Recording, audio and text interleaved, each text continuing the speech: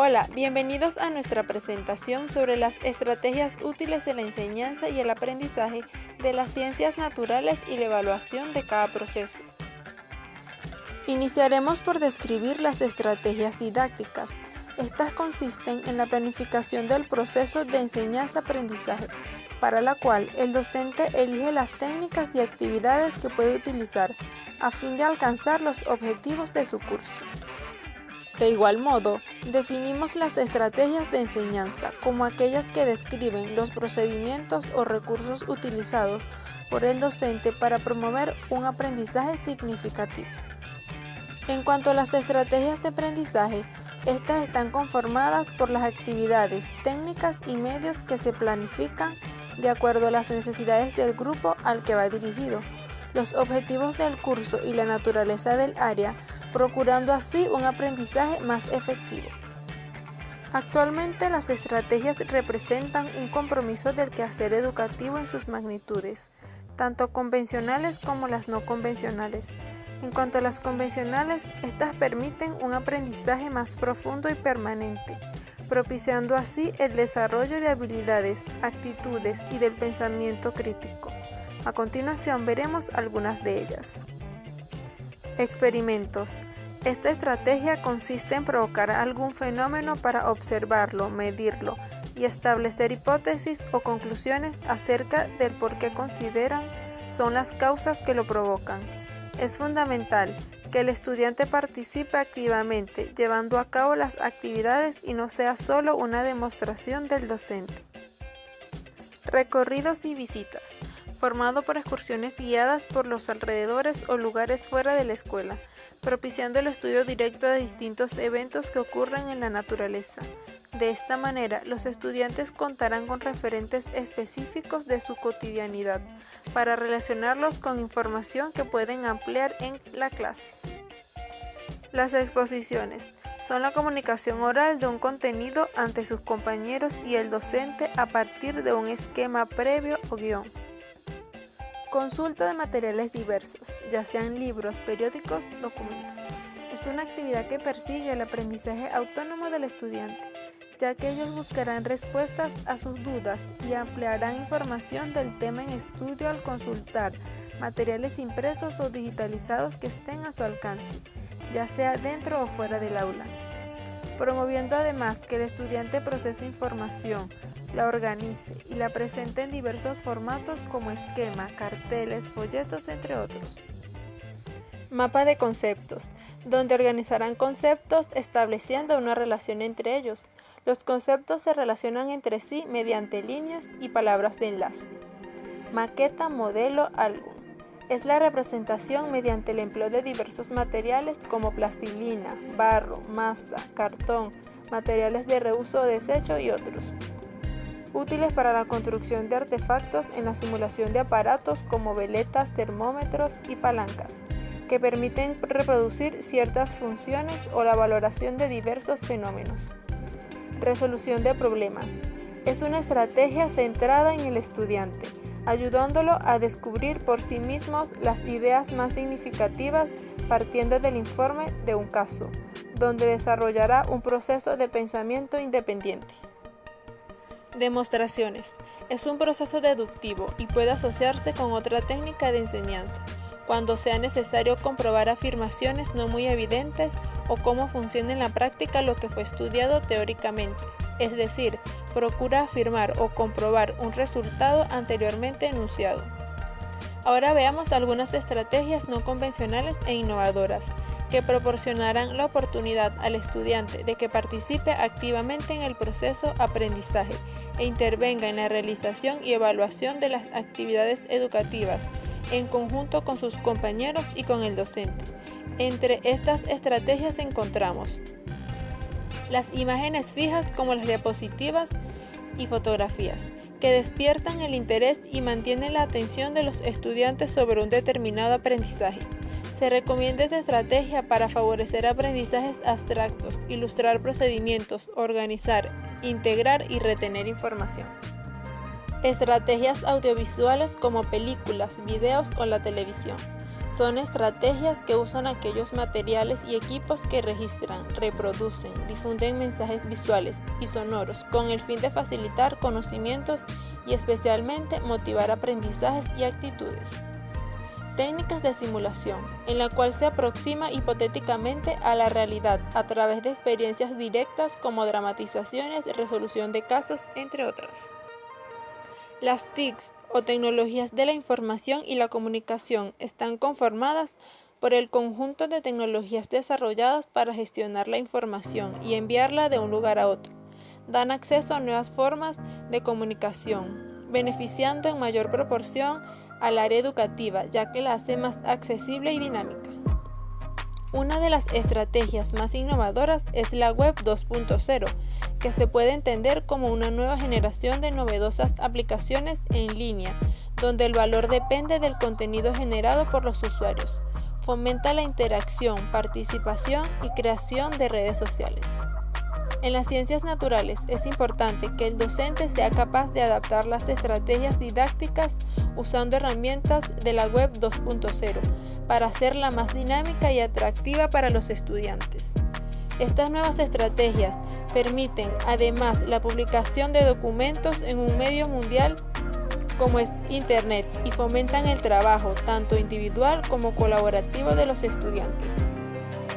Algunas de las herramientas Web 2.0 que pueden ser consideradas como parte de las estrategias didácticas a las que se puede acudir para desarrollar aprendizajes significativos y colaborativos en ambientes de enseñanza son MindMeister, cuya función es diseñar mapas mentales, Dropbox y SkyDrive. Ambas son un disco duro virtual, útiles para compartir información, almacenarla y respaldarla. Prezi es una plataforma para crear presentaciones virtuales atractivas. Blogger y WordPress son un blog virtual para publicar contenidos ya sea de texto, imagen, audios o videos. Y Facebook y otras redes sociales pueden funcionar para crear grupos de trabajo, además de compartir información ya sea público o privado. Cabe mencionar que todas son plataformas de fácil acceso y funcionamiento, además de ser gratuitas. Una vez hablado acerca de las estrategias para la enseñanza y aprendizaje, debemos abordar la evaluación de la enseñanza y aprendizaje. Describiendo la evaluación de la enseñanza surgen dos preguntas. ¿Qué evaluar? Es la primera. Dando respuesta a esto, se evalúa todo aquello que limita el ámbito del proceso de enseñanza y aprendizaje, la programación del proceso de enseñanza y la intervención del profesor como animador de este proceso, los recursos utilizados, los espacios, los tiempos previstos, la agrupación de los alumnos, los criterios e instrumentos de evaluación y la coordinación. Esta evaluación de la intervención educativa debe hacerse en dos niveles distintos. El primero es la práctica docente en el contexto del aula. Para este se debe tener en cuenta el ambiente del aula y todo aquello que favorezca el proceso de enseñanza y aprendizaje, como la organización, los espacios y agrupamientos, la actuación personal de atención a los alumnos, la coordinación con otros maestros que intervienen en el mismo grupo de alumnos y la comunicación con los padres. El segundo nivel es la práctica del docente en el contexto de la institución. En este nivel debemos considerar la coherencia del proyecto educativo, el funcionamiento de los órganos unipersonal, es decir, los órganos judiciales servidos por un juez o magistrado, las relaciones con familias y entornos y la utilización de los recursos de la comunidad. Ahora bien, sabiendo qué evaluar, nos preguntamos ¿cuándo evaluar? Se debe realizar una evaluación inicial, es decir, al comienzo del curso, para situar el punto de partida del grupo. Entre estos, los recursos, materiales, situación de los alumnos, condiciones del aula. También el punto de partida del equipo docente, la composición y estabilidad, así como los recursos humanos y materiales que dispone la institución. La evaluación de la enseñanza tiene una función formativa que nos permite conocer cómo se encuentra el alumno, las dificultades y habilidades que posee. Esta función está unida a la evaluación continua. Y otra que es la función de calidad, ya que la evaluación de la enseñanza permite abordar cambios e innovaciones en las programaciones educativas y acciones didácticas basadas en la realidad, también contribuye a una mejora de la calidad de la enseñanza al mejorar la acción docente. La evaluación de la enseñanza además tiene técnicas e instrumentos que sirven para recoger y seleccionar información para evaluación y exige una reflexión previa sobre los instrumentos que mejor se adecúen. Estos deben cumplir algunos requisitos, como son ser variados, ofrecer información concreta sobre lo que se pretende, utilizar distintos códigos de modo que se adecúen a los estilos de aprendizaje de los alumnos, ya sean orales, verbales, escritos o gráficos, que estas técnicas se pueden aplicar a situaciones cotidianas de la actividad escolar y que sean funcionales, es decir, que permitan las transferencias de aprendizaje a contextos distintos. El tipo de evaluación de la enseñanza es cualitativo, puesto que se interesa más por la calidad de la enseñanza sin tomar en cuenta un valor cuantitativo. Algunos instrumentos para la evaluación son los cuestionarios a los alumnos y los padres, la reflexión personal, el observador externo, el contraste de experiencias con compañeros. Evaluación del aprendizaje. La evaluación para el aprendizaje explora las capacidades de dicho aprendizaje y señala los pasos a seguir para fomentarlo. Además, se orienta hacia procesos de enseñanza y aprendizaje dinámicos. La evaluación del aprendizaje muestra lo ya conseguido, memorizado y asimilado y presenta una radiografía de la situación actual. Cabe destacar que tiene como objetivo principal recoger la información sobre lo conseguido, es decir, la recogida de calificaciones, comparar los objetivos ya preestablecidos y centrarse en los logros. ¿Qué evaluar? Primeramente se debe desarrollar habilidades de reflexión. Luego, estimular los nuevos avances en el aprendizaje, orientarse hacia la mejora y dar información de los procesos de enseñanza y aprendizaje.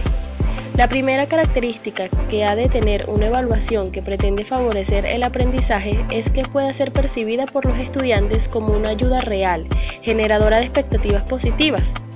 Pero el problema didáctico que se plantea a los profesores es el de cómo conseguir que esta expectativa se cumpla, es decir, que la evaluación promueva que se aprenda más y mejor y además centrarse en el placer en ello.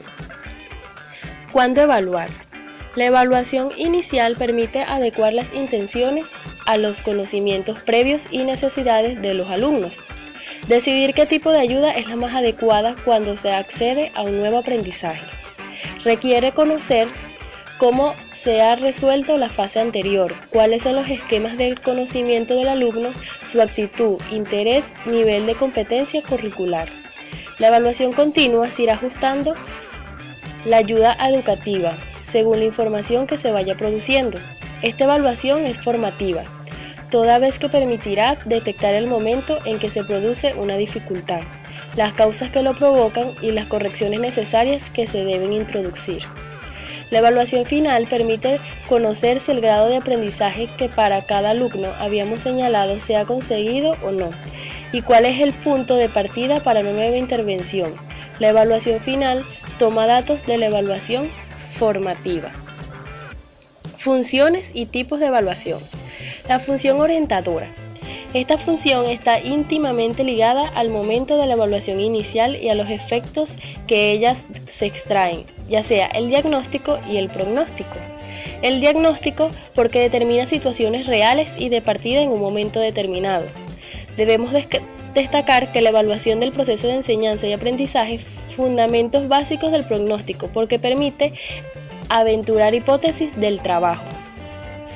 Cuando hablamos de función formativa es cuando la evaluación ayuda a tomar medidas en el momento oportuno, sin esperar a situaciones de riesgo.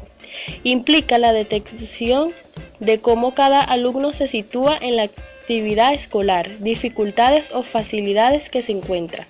Es la influencia que aporta la estructura docente y esta función está unida a la evaluación continua, en cuanto que ésta está inmersa en el proceso de enseñanza y aprendizaje del alumno y forma parte del mismo.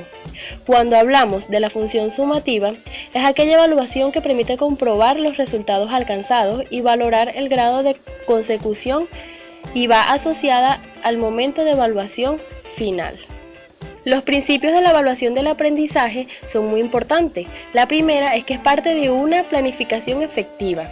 También se centra en cómo aprenden los estudiantes, además de una actividad en el aula. Es una destreza profesional docente clave y genera un impacto emocional. Incide en la motivación del aprendizaje y promueve un compromiso con metas del aprendizaje y con criterios de evaluación y ayuda a los aprendices a saber cómo mejorar.